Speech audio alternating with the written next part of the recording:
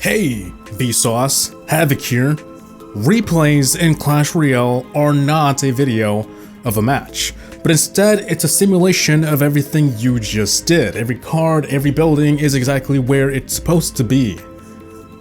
Sometimes, when you pause a replay, things keep moving. Why? Theoretically, this can only mean that troops and everyone in the arena is reenacting an act for you because you wanted to watch it over. Or are they?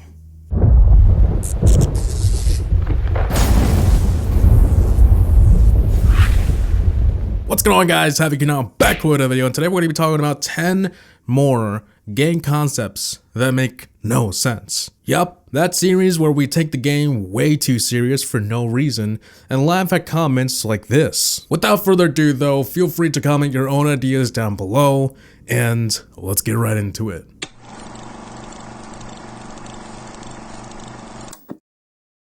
How does the Mega Knight jump with all of that armor? We mentioned this in a different episode a while back and we didn't explain anything. All we said was it didn't make sense. Or does it?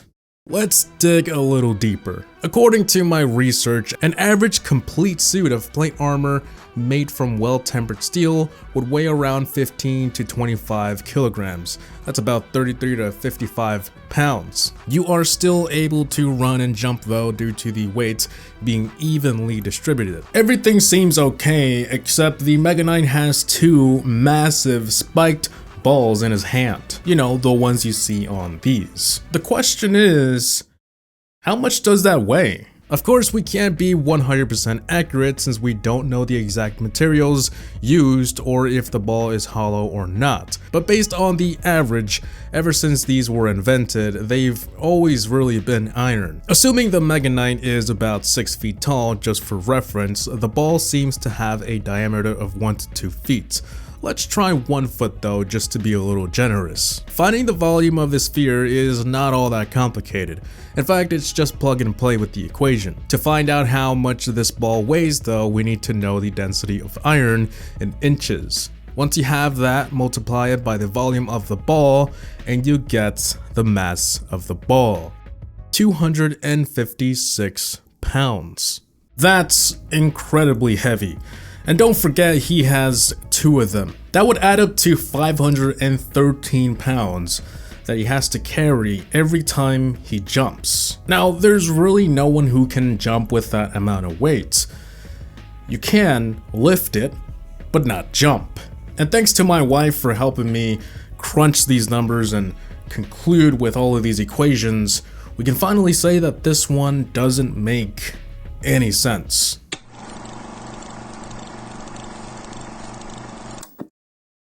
Why is the King Tower shadow smaller than all the other shadows? Okay, bigger object doesn't always mean bigger shadow depending on the situation, but the shadows are still off. I built a graph to our best ability that would show a more realistic shadow for the King Tower according to the already existing shadows. Here we see the original picture. Then, based on all objects in the arena and their shadow's direction, we can determine that the sun is up here. This is obviously not to scale, but instead it shows why these shadows are facing that way. Back to the towers though, let's remove the lines to focus a bit more on the shadows. This shadow is going the correct way, but the size is just off. We're going to remove the shadow from the King Tower and then give it a more realistic shadow. It's weird to look at, but that's how it would really look in the real life world compared to the old shadow,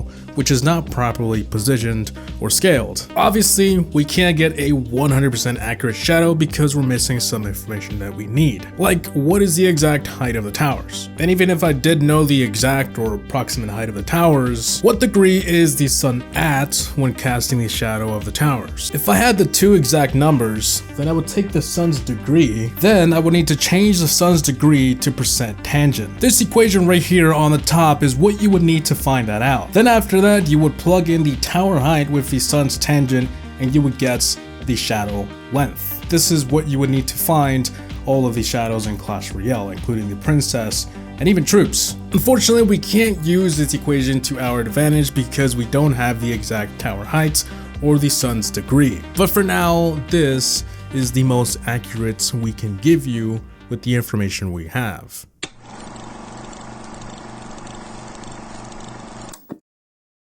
What happened to the sharks and fish gills? When I discussed this a while back in the last episode when we were talking about the shark tank and the fish out of water, I didn't notice anything weird, so I went on to explain that neither the fish or shark would be alive, at least not long. Regardless of what I said, there was a detail that I missed. The fish nor the shark have any gills, meaning they can't breathe. Sure, the shark has nostrils, but those aren't used to breathe.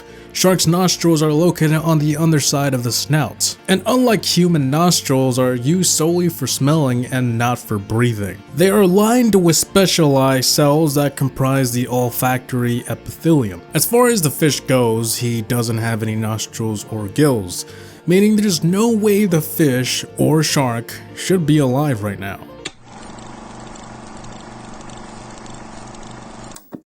When the balloon drops a bomb on a tower, grass patches come up. It seems normal, right? Except it happens even on arenas without grass. I talked about this in one of my Mythbuster episodes, and I was trying to bust this myth that the patches were leaves.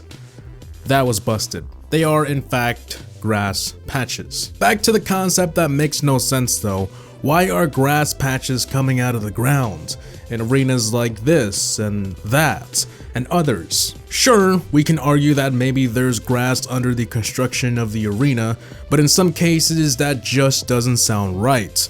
Also, arenas look very thick to the earth by the looks of the pictures here. Of course, we explain why this happens in the game, but in reality, this wouldn't make any sense. Instead of grass patches, you'd see more of stone and wood, and maybe even dirt, but this is full-on grass patches.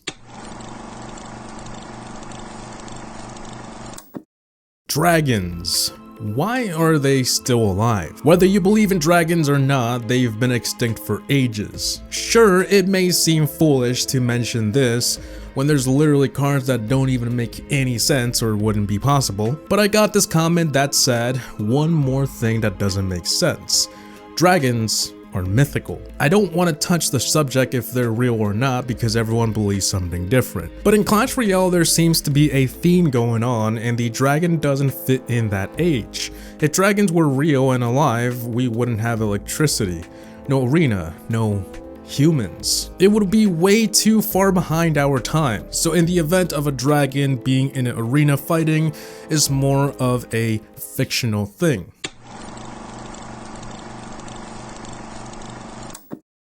When troops die in Clash Royale, they drop elixir. This is kind of a way of showing that they died and their blood is being absorbed by the grass. But how does the elixir seep into every arena? Some arenas have wood floors, others are ice, some are stone. If you guys really want me to get into the science of how fast the liquid is absorbed on different surfaces, I can. But do we really have to do that to know that elixir won't seep into every arena at the same rate? I don't think so. Sure, it's a way for the game to get rid of the dozens of cards that die in the arena. You wouldn't want the elixir just hanging around. But if we turn your game logic off and turn to science and reality, this one doesn't make any sense.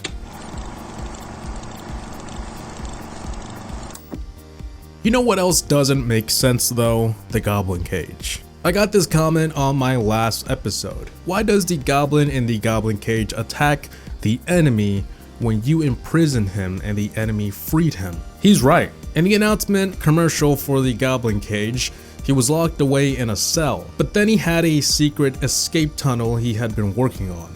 Halfway through the crawl, the miner noticed him. The miner got distracted and the goblin once again escaped. When he finally got to the surface though, he thought he was free, but there was a huge cage waiting for him. But in the game, the goblin is in the side where he dug up. He fights for them, he helps them, but why? I mean, I know the point of the card is to you spawn a card and it helps you, but if we're talking about realism here, it doesn't make any sense.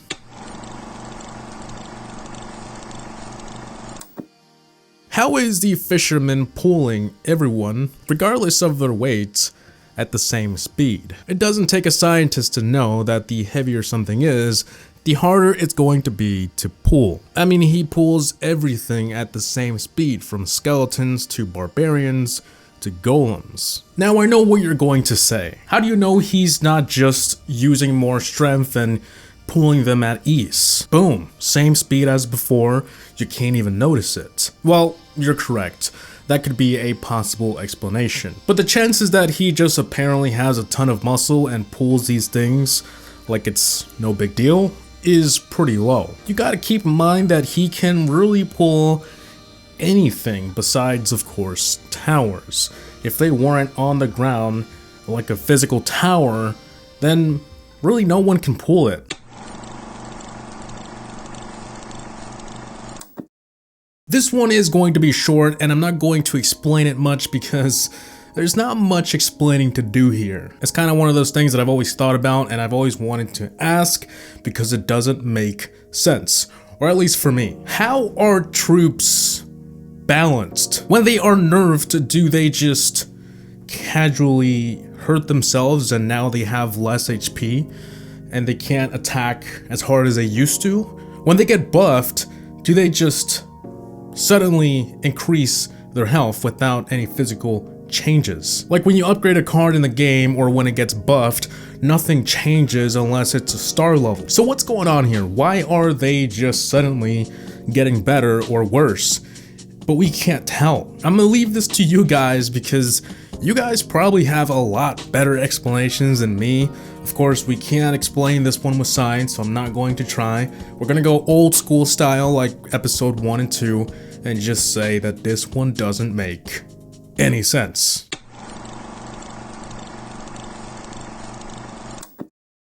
Is anything real? Earlier we mentioned how replays are just a simulation of a match, and that wasn't a myth or a theory.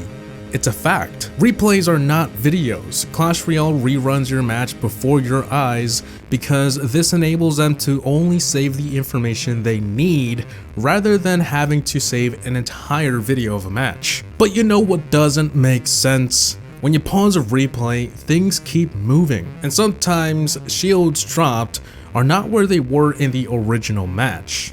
These troops are being told what to do. They are reenacting a game, and when told to pause, they stop everything they're doing. Or at least they try. When a shield is dropped, they can't get it exactly where it was in the real match. There are greater powers at use. And I think I found the answer, but you won't like it. It's just a game. HaVoC Gaming out. Peace.